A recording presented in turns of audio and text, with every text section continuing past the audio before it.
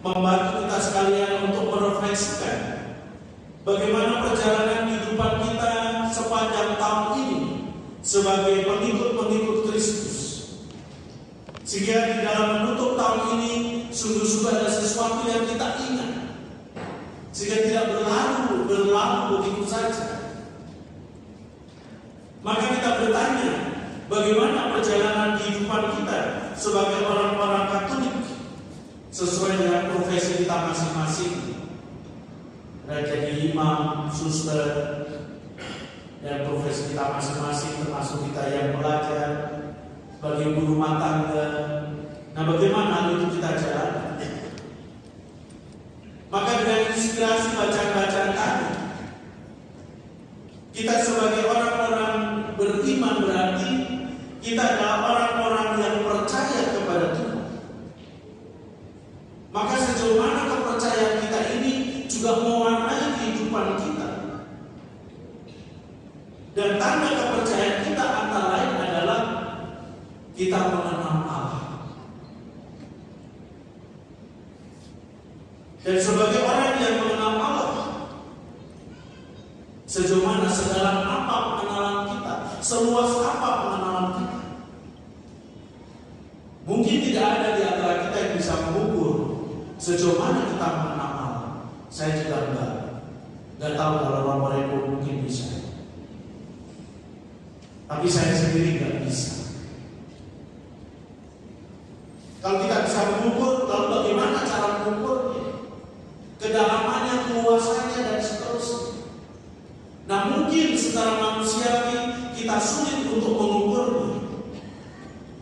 Tetapi tadi dalam bacaan yang pertama, Santo Yohanes memberikan kepada kita sekalian sedikit tolok ukur untuk melihat bahwa kita ini orang yang mengenal Allah atau tidak. Dan sebagai seorang yang mengenal Allah itu juga memunculkan tanda-tanda. Nah, ini ukurannya adalah tanda-tanda. Nah, tanda yang orang yang mengenal Allah seperti yang dikatakan oleh Santo Yohanes adalah menjalankan perintah-perintah. Itulah tanda orang mengenal, menjalankan perintah-perintah Allah. Dan kita bersama mengerti tentang perintah-perintah Allah. Tetapi bukan hanya mengerti, tapi bagaimana kita mengerti itu juga kita jalani. Kalau kita mengerti tidak kita jalani, itu kita orang Jakarta bilang omong doang. Apalah artinya? Walaupun kita bicara sampai mulut berbusa, tapi kalau tidak melakukan apa yang kita mengerti, tidak ada artinya apa-apa. Sama dengan sama. Dan perintah-perintah Allah itu mengkrista hidup di dalam kasih.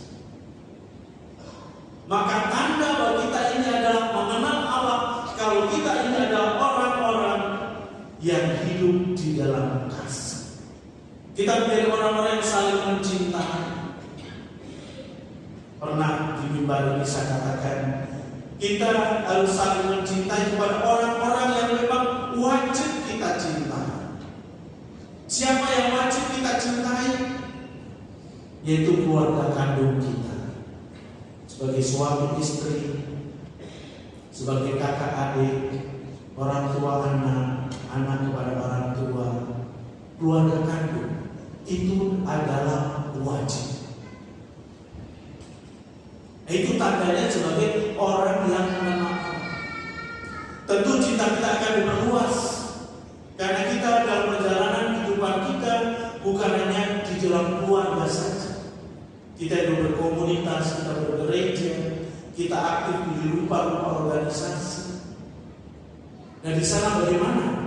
Pengenalan kita akan Allah itu kita hayati di dalam hidup kasih. Hidup kasih itu juga nyata antara lain lewat hal-hal yang sederhana. Bahwa kita bisa respect terhadap yang lain, bisa menghormati yang lain, bisa menghargai yang lain, itu tandanya ada cinta. Tapi kalau orang bilang mengatakan aku cinta, tapi nyatanya tidak ada respect terhadap yang lain, omong doang. bilang cinta tapi menindas, menyangsarakan orang lain. Oleh karena itu Bapak Ibu saudara-saudara yang terkasih, kalau orang menyatakan diri sebagai seorang beriman, sebagai seorang yang mengenal Allah, tetapi hidupnya tidak memunculkan, tidak memberikan tanda seperti yang dikehendaki, yang antara lain hidup di dalam kasih. Dia hanya mau menang sendiri, dia hanya mau pusing dengan dirinya sendiri, dia hanya sibuk dengan dirinya sendiri. Maka dikatakan oleh Yohanes, bukan Roh Moses yang mengatakan, tapi Yohanes mengatakan bahwa itu sebagai pendusta. Kita tahu pendusta, berarti pembohong. Kita berdusta. Sementara orang yang berdusta berarti tidak ada kebenaran di dalam dirinya. Yang ada hanya kebohongan. Ini satu Yohanes sangat indah di malam terakhir ini memberikan bahan refleksi untuk kita sekalian. Tentu Bapak Ibu saudara-saudara yang terkasih, kita sekalian bersama-sama sebagai orang-orang beriman, bukan orang-orang yang sempurna. Kita bukan malaikat-malaikat.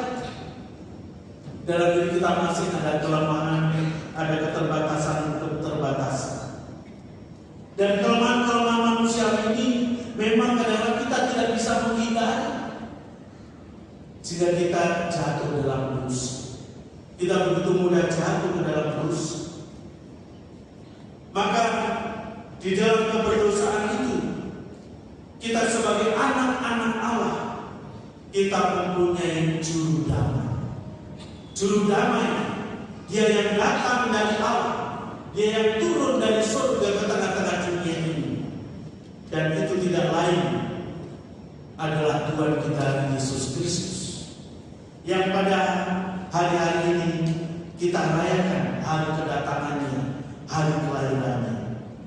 Kita diingatkan bahwa Allah senantiasa hadir di dalam kehidupan kita.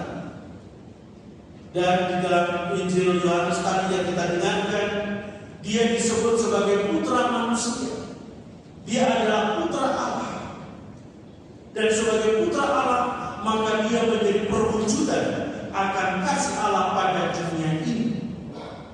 Maka dia datang ke tengah-tengah dunia ini, bukan untuk menghakimi, melainkan untuk menyelamatkan, supaya orang-orang yang percaya kepadanya tidak binasa, melainkan memperoleh kehidupan yang kekal.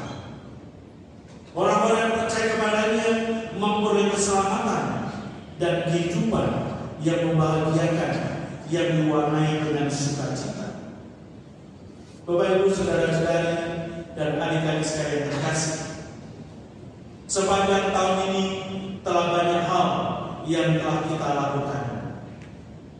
Kita bersyukur bahwa kita bisa melewati tahun 2025 ini.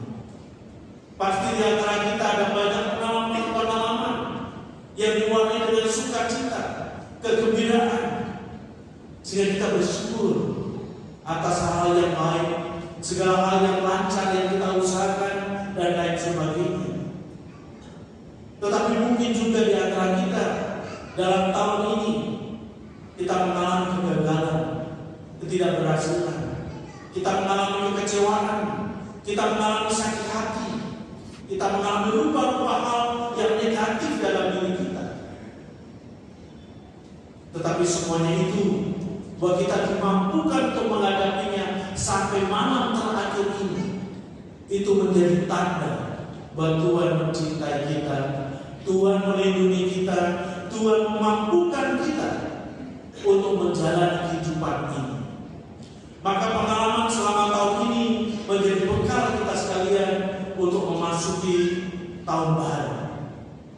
Dan beberapa jam lagi kita akan mulai tahun baru ini. Dan kiranya pengalaman-pengalaman yang baik semakin meneguhkan kita sekalian sebagai orang-orang yang percaya, sebagai seorang orang yang beriman, bahwa Tuhan setia kepada diri kita, dan kita juga mau berjuang untuk setia kepada Tuhan memberkati kita sekalian.